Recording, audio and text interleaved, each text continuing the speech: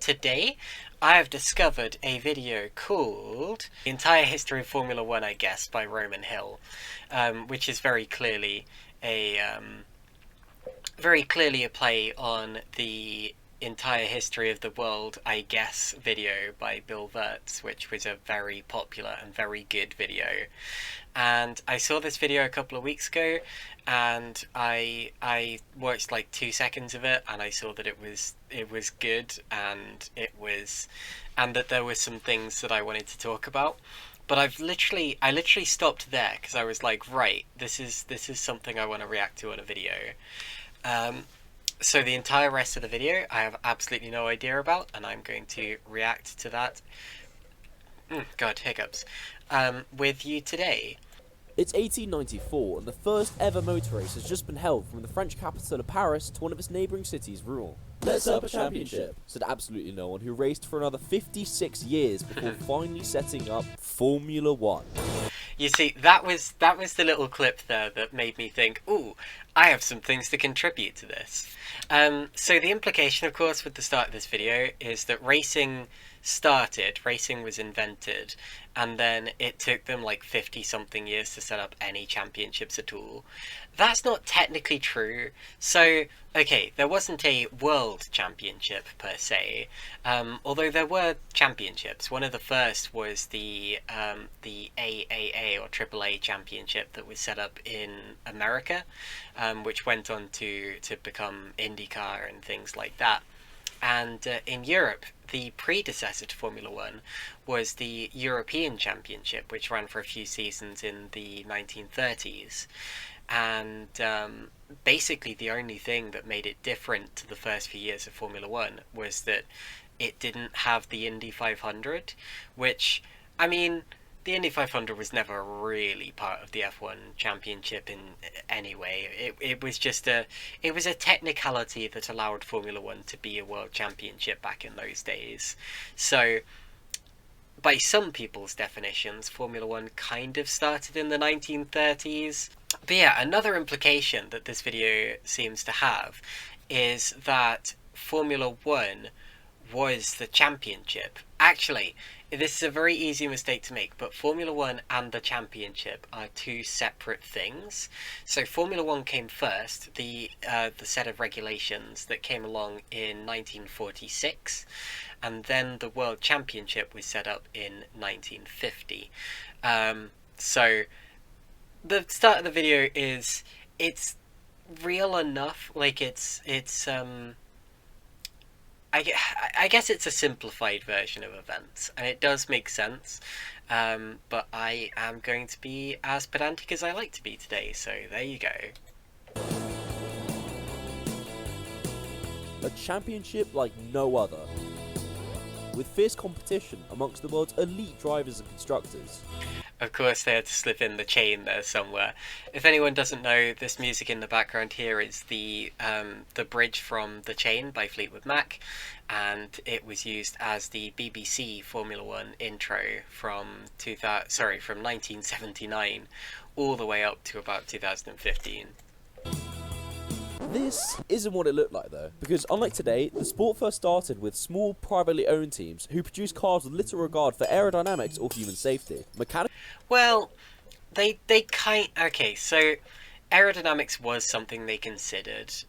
They made the cars quite like cigar shaped so that the aerodynamic profile would be minimized, but they didn't consider things like wheels, nuts and bolts. The windscreen kind of spoiled all of the airflow.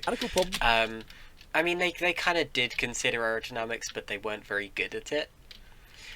Also, it's interesting how he says that it started up with small privately owned teams, because one of the main problems that Formula One had when it started up was that most of the grid was small privately owned teams, so they would be filling up the numbers. But then you always had one or two big, competitive manufacturer teams that would be running away with it. Like, for example, here you can see the Maseratis and the Alfa Romeos, and in the early days of Formula One, they were absolutely unstoppable. I mean, Alfa Romeo won every single race in 1950, I believe. and then it became Ferrari, and then Mercedes, and it wasn't really until the 1960s that we started to get championships that were actually contested between several different manufacturers. So yeah, it was mostly just small, privately entered teams back then. Little regard for aerodynamics or human safety. Mechanical problems were common, and most accidents were fatal. In fact, saying most accidents were fatal is a little bit... I mean, it's not technically true. I think what he means is that most serious accidents were fatal, because that is true. Unfortunately, it was an extremely dangerous time for Formula One. But I mean, there were still small shunts and things. You could knock off a wheel or something and survive, but, you know, it was a lot more dangerous back in those days. at any point your car could suddenly break down, sending you to an inevitable death. Don't know about inevitable, but yeah. I like the way the clip used there was from 2010, when we're talking about 1950 and 1960s. Sorry, I know I sound like I'm really, like, dissing this guy or whatever. I'm enjoying this video so far. The only problem is it's clearly a video that's kind of geared towards the layman, maybe, who doesn't necessarily understand Formula One so much, or maybe people who have come from Drive to Survive or something like that.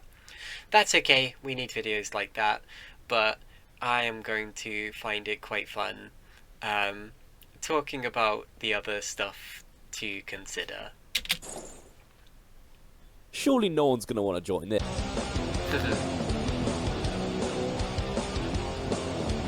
Wow, it seems like people really do. And despite the prospect of imminent death, the Formula One train was full steam ahead. A governing body was set up, now called the FIA, and 81... Well, I mean, the FIA kind of already existed. It predated Formula One, but anyway. I was going to talk about something else just then, but Oh, the editing style. I like the editing style, the way that he's kind of mimicked the whole Bill Wurtz, like, quick, snappy edits kind of thing. Pretty clever.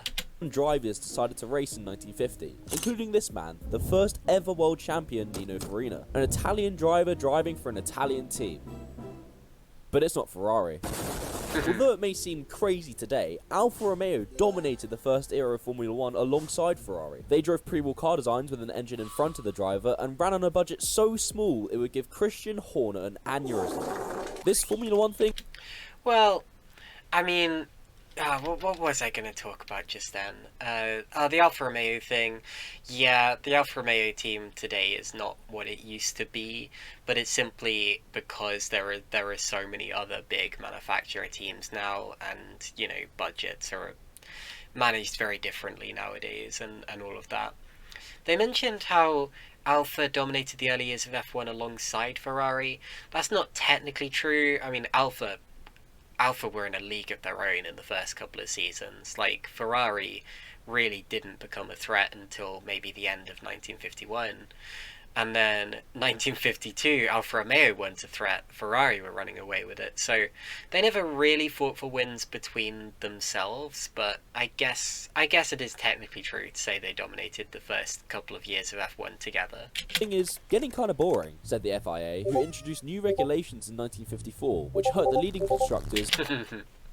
Look at that. 1954 regulation change, 2.5 litre atmospheric engines, closer racing than ever. Why? We have no money, you idiots. Yeah, so Alfa Romeo were pretty much ready to pull out of Formula One by that point, and I like that they've addressed that in this. Ferrari saying why? Actually, it's because Ferrari were dominating by that point. So what this actually, what's this creator's name again? Roman Hill. What Roman Hill has neglected to explain here is that this was actually the second major regulation change in Formula One history. For the 1952 season, the FIA realised that the cars that were running in Formula One were basically just upgraded versions of pre-war Formula One cars, or sorry, pre-war Grand Prix cars, simply because they hadn't had time or money to create brand new Grand Prix racing cars after the war. So the FIA said, right, we'll run to Formula 2 regulations for a couple of years, and we'll give you some time to actually build a proper Formula 1 car. And then for 1954 they came out with the regulations that you see mentioned here, with the 2.5 litre atmospheric engines, etc, etc. Until the rise of a new team from way over in Germany, who wear lederhosen and eat sausage. And who are not really best friends with right now. The team was called Mercedes, who would go on to dominate. That's true. Actually, it's interesting that they've brought this up. The whole, I'm being risky talking about this stuff on Twitch. I don't know if there's like bots that are going to ping me for using these words, but the Nazis. It's interesting that they brought up the Nazis because Mercedes were a big Grand Prix team in the 1930s, the kind of European Championship days. And Hitler himself, who you see here, kind of used Mercedes and their sister team Auto Union as Nazi propaganda. He basically was the team manager in that era, and he had drivers who were akin to commanders and corporals in the army, but they were purely signed to his racing team. And I think the 1950s were very much a time of rebuilding for Mercedes in terms of their image. They wanted to be seen as independent. They wanted to be seen as being able to play with the rest of Europe, get on nicely with the other kids, you know, and they very clearly did that very well. I mean, German efficiency and all, they came in and started winning immediately. 1954, I think they won their first or second race. They won the first race, yeah, the French Grand Prix, I believe it was, with Fangio first and then Kling second. And went on to win the championships in 54 and 55. So that's the story of Mercedes' reintroduction into Grand Prix racing. Now, the team was called Mercedes, who would go on to dominate 2 championships with Argentine Juan Manuel Fangio at the helm, before their run of success was put to a dramatic halt after the team's involvement in the deadliest motorsport crash in history. The 1955 Le Mans disaster saw the deaths of 84 people, including Mercedes driver Pierre Levay. And although I don't think I've ever seen this picture before. Not this picture, that's a very famous one. This picture. So the 1955 Le Mans disaster, as Roman is describing here, was the deadliest motorsport crash in history, where a car basically flew into the crowd and killed 80 plus, something like 88 people. And one of the things that made this accident so deadly was the fact that the engine sheared off from the rest of the car and flew through the crowd, basically just well, I'm not really going to go into detail because it is quite a graphic situation, but I'd never seen how cleanly it sheared off, actually. Like, this is a picture that I'm surprised I've never seen before, to be honest. It's kind of like, I mean, in modern Formula 1 cars, and modern racing cars in general, parts of the car are supposed to fly away from the driver. It's all part of the safety cell thing, where the engine and stuff will shear away and deflect energy away from the cockpit.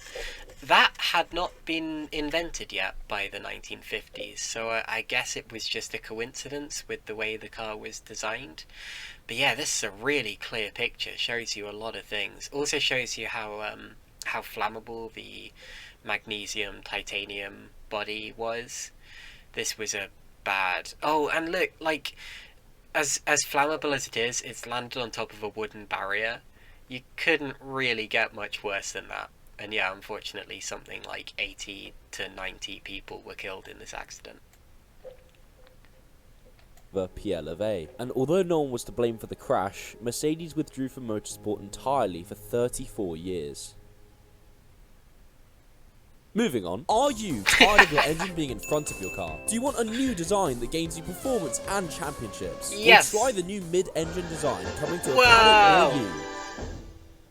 Amazing. Okay, mid-engine designs and rear-engine designs had technically been in use since the 1930s, although it wasn't until the late 1950s that they actually became successful, with teams like Cooper and Lotus really pioneering the first like proper mid-engine Grand Prix cars that would achieve success and victories.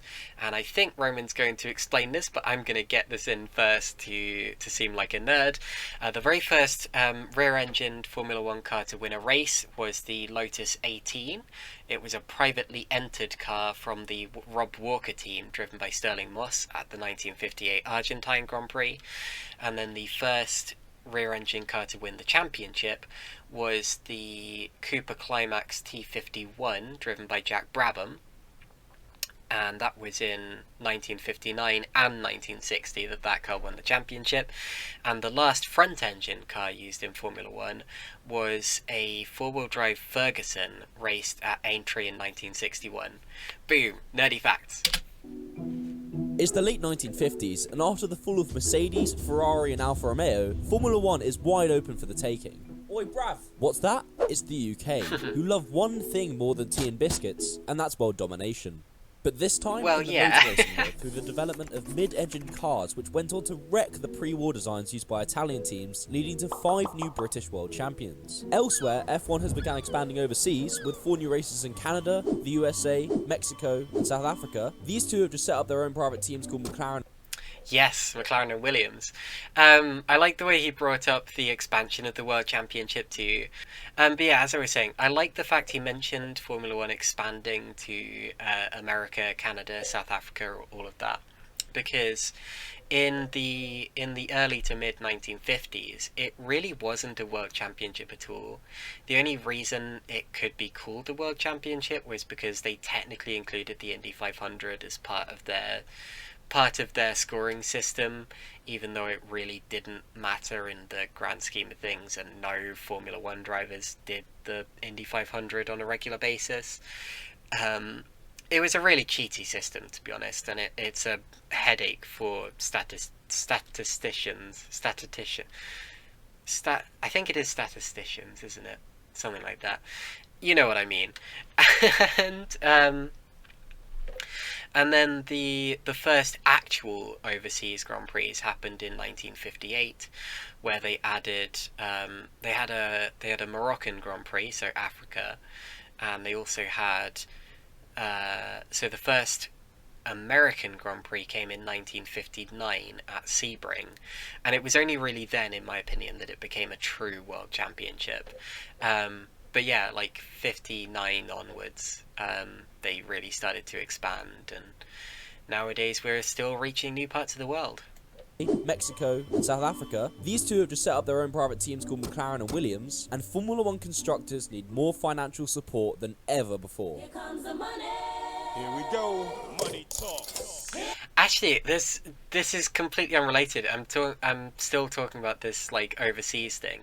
There were overseas national Grand Prix even before they were in the World Championship, but there was a weird system back then where only a certain number of Grand Prix actually counted towards the World Championship, and there were other Grand Prix that were just kind of one-off events. So the South African Grand Prix, for example, and the New Zealand Grand Prix, and the Australian Grand Prix, and even for a bit the Singapore Grand Prix, they all existed in the 1950s, sometimes even before that. They just weren't part of the World Championship, even though they were still Formula One. Does that make sense? So, like, I think the reason that they weren't included in the World Championship is because it was way more expensive to travel back in those days. This was in the very early days of commercial plane flights, for example. So not all of the teams could actually afford to make it, and as a result, the grids were often filled by local teams and local drivers. And I think they thought that if they did have overseas races as part of the World Championship, it wouldn't be fair for the privateer teams who would want to field a full championship entry. Does that make sense? Sorry, this is really difficult to explain because it was a very alien era of Formula One from what we have today. But, you know, it's fascinating to learn about for sure. Okay, now we're going to talk about sponsorships. Woo! Mexico and South Africa, more financial support than ever before. Here comes the money. Here we go. Money talks. Here comes the money. In the 1970s, Formula One started getting pretty expensive through endless crashes, regulation changes, and life insurance. But teams have just found a way around it by allowing brands to advertise their products during a race in exchange for a fee. And they would start... I believe the first actual advertising in Formula One came into place in 1968. That was when teams started to be allowed to use like title sponsors. So you had the Gold Leaf Lotus, and you had I think that you had Texaco on the Ferraris. STP sponsored the BRM team, and then of course Lotus moved on to John Player Special, and there's the Martini Brabham in the background too. So yeah, lots of brands coming in at this era. to advertise anything that paid well. Condoms, cigarettes, musicians. And sponsorship still remains a huge part of the sport, to the point where it looks like 6ix9ine just shapeshifted onto the new RB19 chassis. This racing thing's pretty cool, said Hotshot's Nicky Lauda and James Hunt, becoming the two faces of the sport in the mid-1970s. Lauda, the face of professionalism and hard work, and Hunt, the face of cigarettes, champagne and models. Pretty much. He was a bit of a legend. The two would give fans the closest title fight yet in 1976, with Lauda and Ferrari putting up a dramatic... Technically, it wasn't the closest title fight yet. I would say that 1950... So there were a couple of really close ones in the 1950s. 1958 and 59, I think 3 different drivers went into the final round of the championship in contention. 1964 was the same, and actually not enough people talk about the 1964 championship decider. There were collisions in it, there was controversy, there was it was quite something. That was between Graham Hill, Jim Clark and John Surtees, who of course went on to win the championship in the end. 1959, also a championship decider that deserves to be spoken about more. Bruce McLaren became the youngest winner in history. Jack Brabham pushed his car across the line to win the championship, because you could do that back in those days. But 1976 was a great year for the sport nonetheless. I think Lauda versus Hunt, you know, it wasn't the first big championship fight, but it was the first one that really grasped people's attention and grasped people's enthusiasm in the sport, and the first one that really got headlines, you know. It's why they ended up making a movie about it, Rush, and why people still look back on it with such rose-tinted glasses. I think 76 was also the year that the BBC started to show some of the races live. I know 78 was the year where they started to show every race live, but I think 76 they showed some of them live. And yeah. Although one thing that... Okay, so I know this just adds to the story of it and the legend and all that.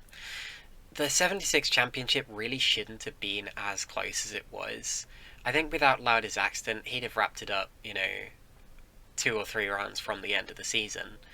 But, you know, what happened, and Hunt was a worthy winner. So I'm just going to carry on.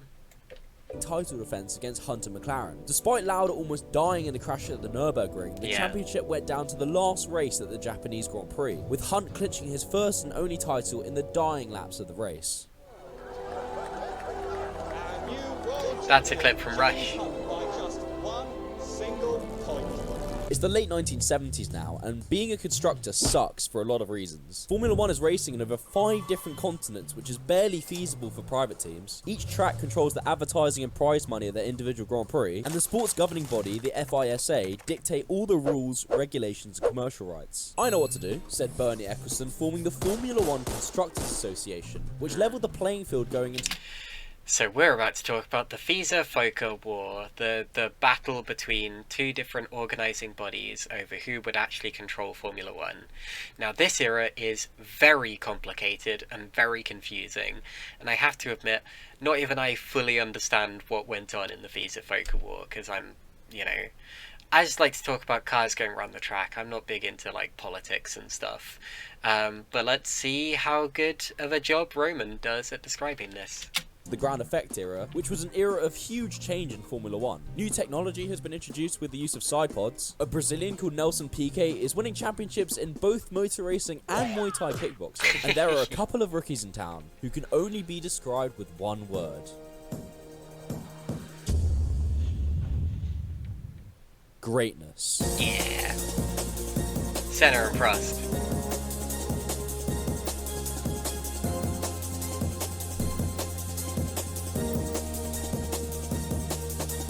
Who are these guys? Alain Prost and Ayrton Senna, who started their rise in Formula One during the mid-1980s. Prost was simply sensational, winning the 1985 and 1986 championships with McLaren, and Senna had a driving style so mesmerising that it actually made you forget that he was in a relationship with a 15-year-old at the time. Oh, was he? McLaren believed that these two would be a great I think I'd heard that before, but Oh. Okay, no further comment. pairing, which honestly makes you question what they were smoking out of the exhaust pipes, because instead it led to a fierce rivalry with two championships ending in dramatic fashion in Japan. And both of these accidents were fully deliberate, and both of these championships should have gone to the other person. This is a really annoying time period in Formula One, because people have such rose-tinted glasses about the Senna-Prost rivalry. It was great, sure, and it gave us a lot to talk about. You know, there were a lot of storylines that came out of that era. But in terms of the actual fairness of the sport, and in terms of how good the championship fights actually were, I really do think people... I think people reminisce too much. So... 1980, well, let's talk about 1988 first, so the year before this happened. 1988 was, I mean, again, the wrong person won the championship, and the McLaren was unstoppable. McLaren in 1988, won 15 out of the 16 races. They won every race but one. And people still complain today that, you know, oh, Formula One's too predictable, Red Bull are going to win everything. No. If you'd been alive in 1988, like, nowadays it would seem like the closest championship fight you've ever seen, honestly. The only thing that kept it interesting was that Senna and Prost were trading blows, so you never quite knew who was going to come out on top. The trouble was, in my personal opinion, the wrong driver came out on top. Back in those days, they had a rule called the drop score system, which was... It basically meant that only a certain number of races from the first half of your season, and then only a certain number of races from your last half of the season, counted towards your final championship score. But by this point... the reason that rule was a thing was for... back in the days where some teams couldn't afford to get to every race, and it was unfair for manufacturer teams to turn up to every race and win the championship just because of that or whatever. But by this point in history, every team was turning up to every race, reliability was better, so cars were finishing more, and the McLarens were so dominant that they were racking up points pretty much every single time. And as a result of this, the drop score system meant that they ended up dropping results that they absolutely earned, and the championship was decided based on who had more firsts and seconds rather than who had more points. So from an objective basis, Alain Prost scored more points than Ayrton Senna that year, and therefore, in my opinion, he did better because he had more consistency and just did better, scored more points. But Senna ended up being given the championship because his points were more valuable than Prost's, which is so weird to me, because nowadays that just... But anyway, Ayrton Senna is in the history books as 1988's champion. Then you get 1989, where you had I think the drop score system was either dropped in 1989 or 1990, so that wasn't really so much of a factor by this point. But in '89, you had a situation where Prost and Senna were once again teammates and once again fighting hard for the championship, and Senna went for a silly dive bomb. I'm not going to lie, the move was never really on. But Prost decided that the best way to deal with that was to cut across and take him out deliberately. And I don't think that there is ever an excuse for deliberate contact. You're putting your opponent in danger, you're potentially putting spectators and marshals in danger. That was not on. Senna actually ended up finishing that race and initially being declared champion, but then the FIA or FISA or FOCA or whoever it would have been FISA, I think, went back and looked at it and came up with a rubbish excuse for why Senna should be disqualified, all because Jean-Marie Balestre, who was in charge of Formula 1 at the time, was an absolute douchebag and just wanted a French world champion. So, grr.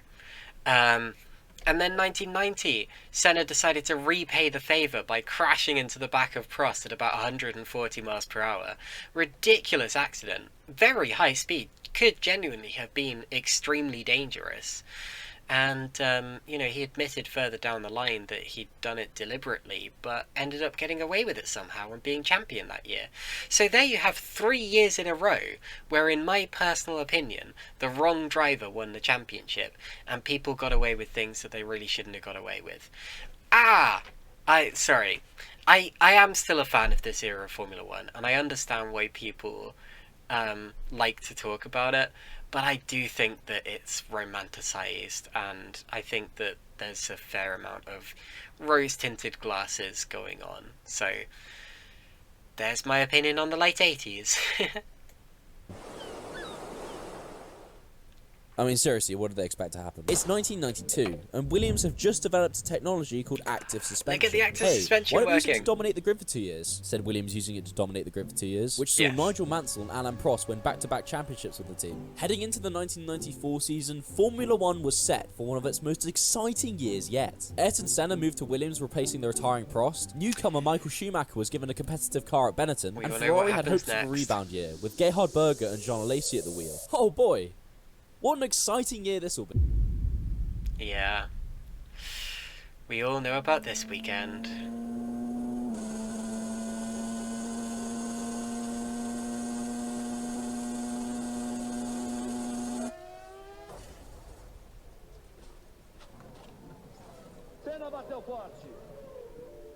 The 1994 San Marino Grand Prix, to this day, remains the most devastating weekend of Formula 1's history. Not technically. Sorry, I'm going to butt in quickly. People call the 1994 San Marino Grand Prix the most devastating Grand Prix in history simply because there was so much... Simply because it was so unexpected and because it was so publicised and all of that. But technically, there was a Grand Prix weekend with more fatalities. The 1961 Italian Grand Prix was the championship decider in 1961, and Wolfgang von Trips, who was going for the championship for Ferrari that weekend, crashed his car into the crowd, and I think 11 people died, including von Trips himself. But it's often overlooked because back in '61 they didn't have live TV cameras, they didn't have the same kind of media coverage, the same kind of frenzy around Formula 1, and also because it was only, 16 years after the war ended or whatever, people were desensitized to fatalities. Whereas in 1994, no one had died in Formula 1 for about 9 years, and people saw the safety as having improved so much. The last few years before that had some horrendous accidents that people had survived absolutely fine. And then 1994, San Marino came along, and all of a sudden you had Barrichello very nearly dying in practice, you had Roland Ratzenberger dying in qualifying, you had Senna dying in the race, there were people injured at the start, there were people injured in the pit stops. It was almost like a curse had descended over Formula One, because there were so many different accidents rather than just one accident claiming the lives of more people.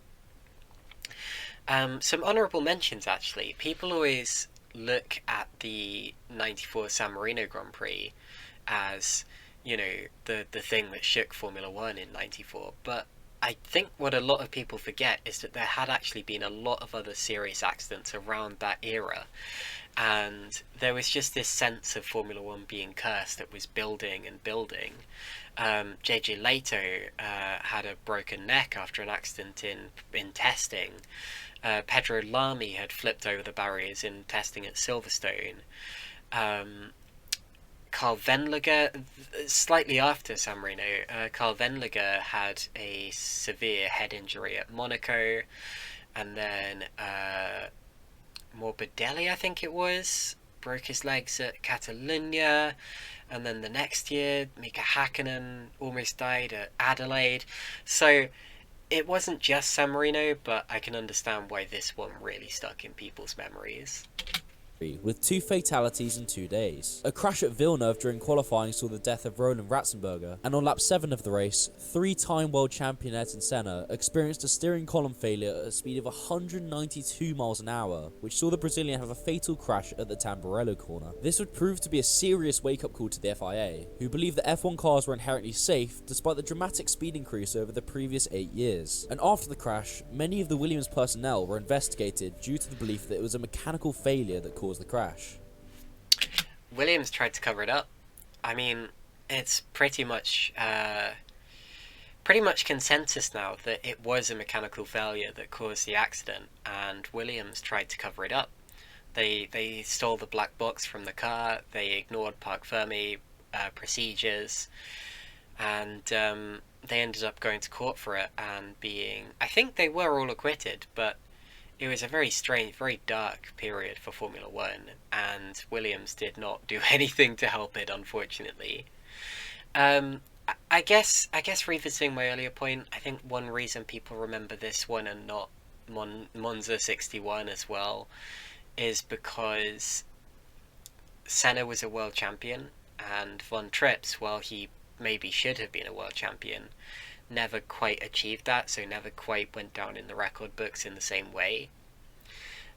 Also, there were other race weekends with multiple fatalities, such as the Belgian Grand Prix in 1960. 2 different drivers managed to die on the same day in different accidents.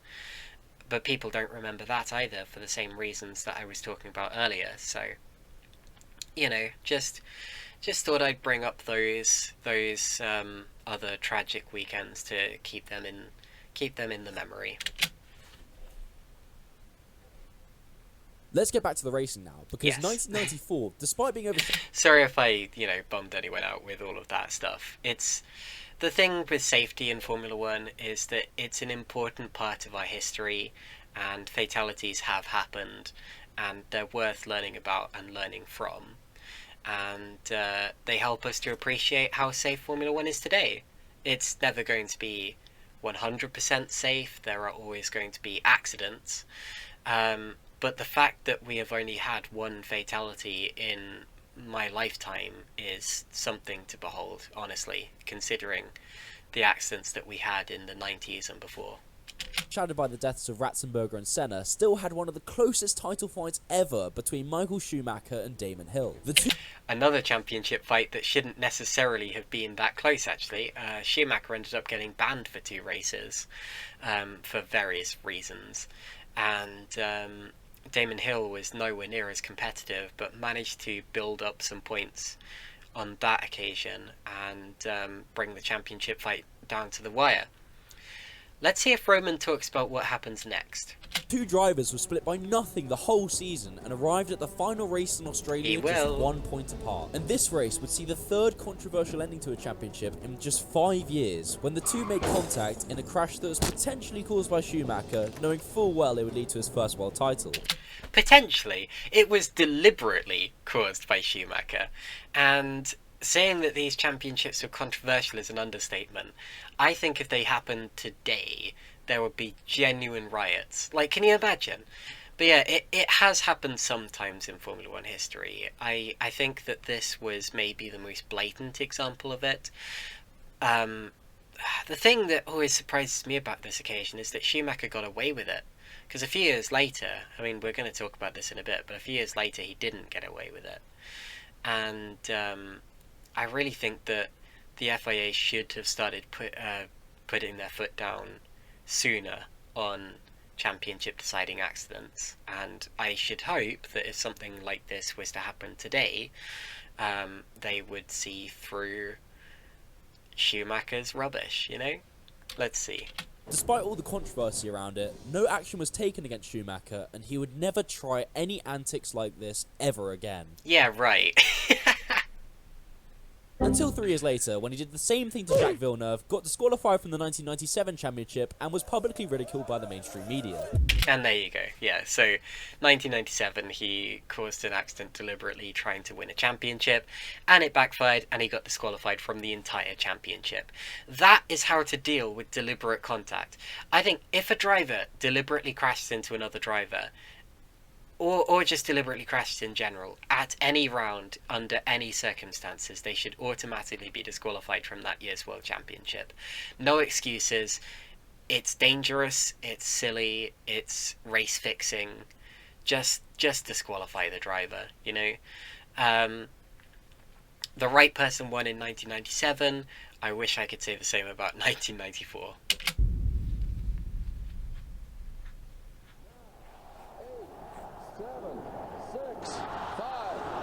What's this? Oh, it's the Millennium. Happy 2000! Wow! 2000. A new millennium and a new era in Formula One. The World Championship is in the hands of McLaren and Mika Häkkinen. Michael Schumacher is hunting his first title for Ferrari and third as a driver. And Formula One cars have a new soundtrack through the introduction of V10 engines. Yes!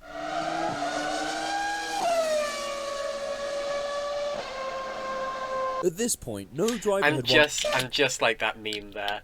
Like, V10 engines, they bounce off the clouds. I friggin' love that noise. Like, that is the sound that made me fall in love with Formula One. Don't get me wrong. I'm not the kind of person who's going to be like, oh, bring back the V10s, bring back the V12s, or whatever. I think that we have the engines that we have now for a very valid reason. And I still think that the engines we have now sound good. They are not V10 level good, but they do sound good. Unfortunately, we could never bring back the V10s because it only makes sense to make the engines more efficient. And by its very definition, having a sound like that is a loss of efficiency, because sound is lost energy that could be used to drive the wheels. So, unfortunately, we will never have an engine that sounds quite that good again, but we can still enjoy the V10s that do exist in the world, and those that we have in our memories, you know? At this point, no driver had won more than 2 titles in a row for over 4 decades. Ferrari and Schumacher were about to change that, winning 5 championships in a row, including 2 title battles with Mika Häkkinen and Kimi Räikkönen, and 3 years of complete supremacy. Like in 2002, where Ferrari finished the season with the same amount of points as every other team in the championship combined. Not 2002 is an incredible season. Did you know Michael Schumacher finished on the podium at every single race, and he only finished third on one of them. So at every other race in 2002 he was first or second.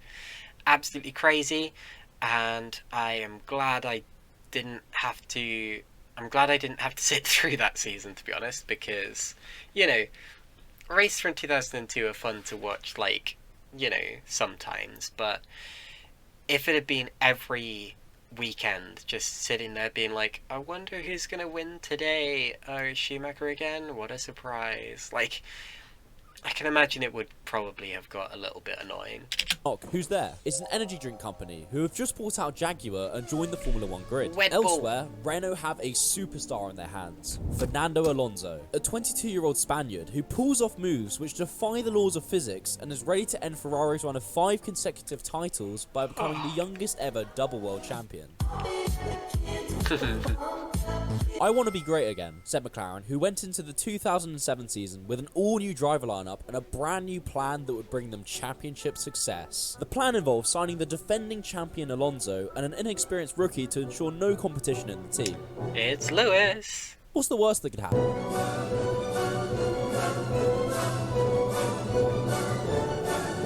So yeah, it turns out McLaren made a very slight error which faltered their master plan, because instead of signing an inexperienced rookie, they signed Lewis Hamilton, who raced like a veteran from the start, sparking a number of debates and controversies at McLaren over the season, like Spygate, when the team was fined £100 million. Okay, we'll get onto that in a bit, but yeah, let's talk about Lewis and Fernando, because they're going on to the actual team's issues now, but let's talk about Lewis and Fernando at first.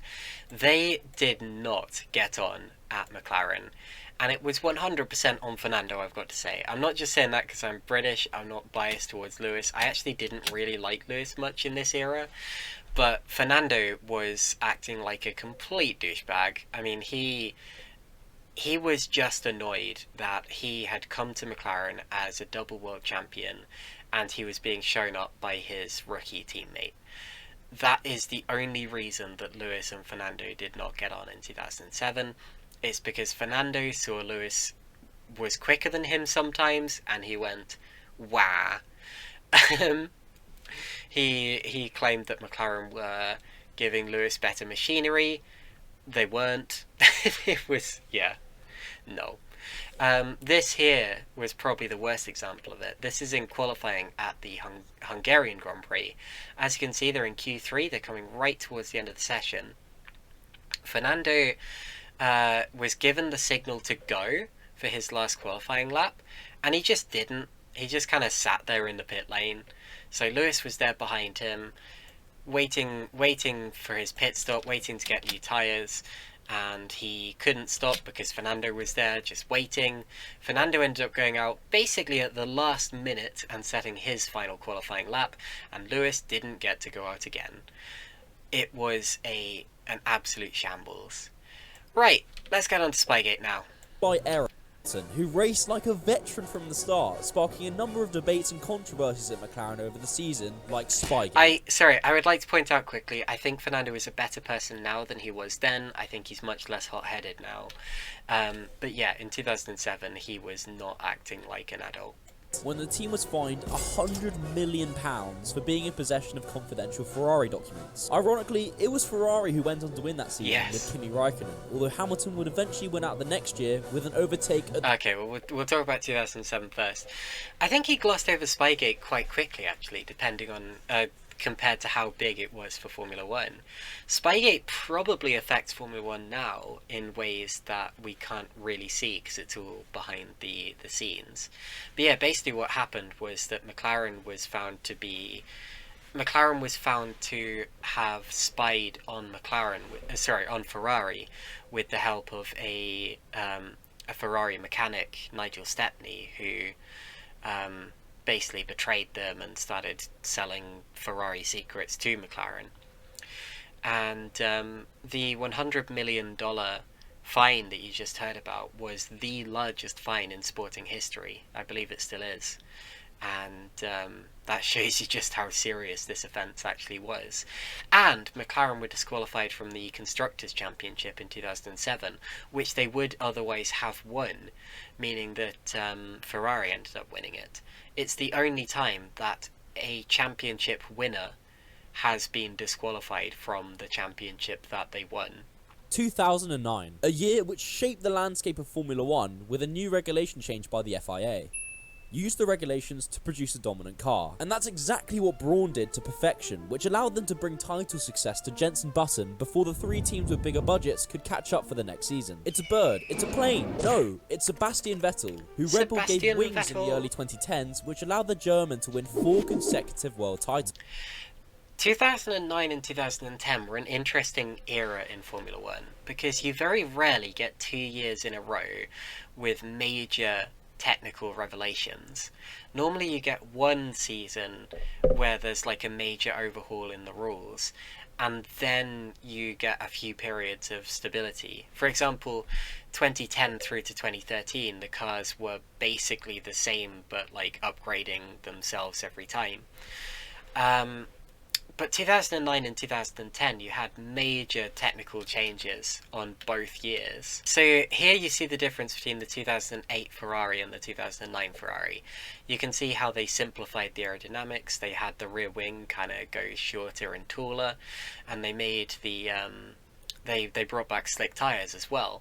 This made a big difference in the way that the cars handled, the way that they developed their grip, and it changed the cars entirely, basically.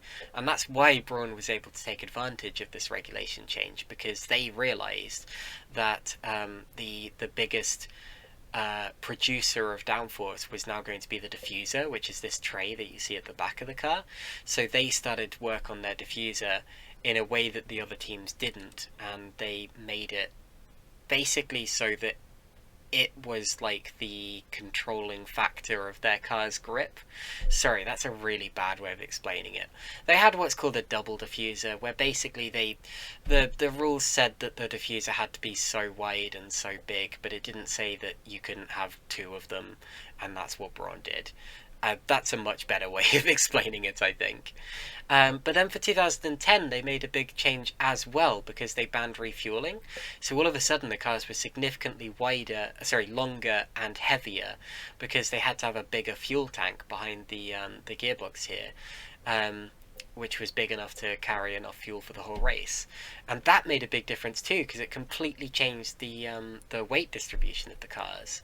So you had 2 years in a row where the cars were completely different to the year before, and it was quite something to see, with the teams trying to get on top of how this was actually going to work, and how they needed to make their cars different. But anyway, let's carry on. Dominant car. And that's exactly what Brawn did to perfection, which allowed them to bring title success to Jenson Button before the 3 teams with bigger budgets could catch up for the next season. It's a bird, it's a plane, no, it's Sebastian Vettel, who Red Bull gave wings in the early 2010s, which allowed the German to win 4 consecutive world titles, including 2 extremely close championship battles and 2 years of record-breaking dominance. Going into the turbo hybrid era. It was funny how it worked with Seb, actually. He had 1 championship fight, and then 1 year of dominance, and then 1 championship fight, and then 1 year of dominance. And yeah, it's really look at this. Yeah, youngest ever world champion, beating, I think Fernando Alonso held the record for that previously. Youngest ever pole sitter, most consecutive wins, 9 in a row. Yeah, so that was actually at the end of his championship winning streak, the most consecutive wins thing. It was the last 9 races of 2013 that he won, and he won them on the bounce. Going into the turbo hybrid era, Prime Vettel was simply unstoppable. But the introduction of V6 hybrid power units led to a new era of dominance in Formula 1 when a constructor returned after 55 years. Mercedes. I was just talking about these guys. Mercedes were back with a vengeance, producing a car with supreme aerodynamics and phenomenal engine power, which blew out all competition for several... And, let me just reach this quickly. I have a picture of this car on my mantelpiece, which is now in front of you. Let me get up OBS so I can see if you can see that properly. Ah, there we go.